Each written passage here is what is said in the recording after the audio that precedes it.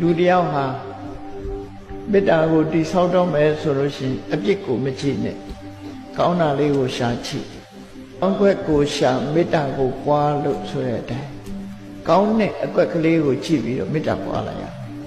လူတိုင်းဟာအဆိုးကြီးမဟုတ်ဘူးအကောင်းတွေရှိတတ်သေးတယ်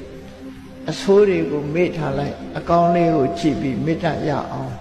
သူ့ရဲ့အပေါ်မှာမေတ္တာဓာတ်ဖြစ်အောင်ကိုယ့်ရင်ထဲမှာမေတ္တာပြိုးပါလို့ဆိုလို့တယ်သူ့ကိုမေတ္တာပို့တာမဟုတ်ဘူးနော်လူတွေလွဲမှားပြီးတော့မေတ္တာပို့ခိုင်းနေတာပြောတာမဟုတ်ဘူးကိုယ့်ရင်ထဲကအမုန်းတရားပျောက်ဖို့ရာအတွက်မေတ္တာဓာတ်ကိုတည်ဆောက်တာနော်အဲ့တော့တည်ဆောက်တဲ့အခါမှာကိုယ့်ရင်ထဲမှာပဲတည်ဆောက်အောင်သို့တော့အာယုံပြုတဲ့အနေနဲ့ကတော့ကိုမုန်းတဲ့ပုဂ္ဂိုလ်အာယုံပြုပြီးတော့သူ့ပေါ်မှာမုန်းတဲ့စိတ်ပျောက်သွားအောင်ကိုယ့်ရင်ထဲမှာမေတ္တာတည်ဆောက်ပါလို့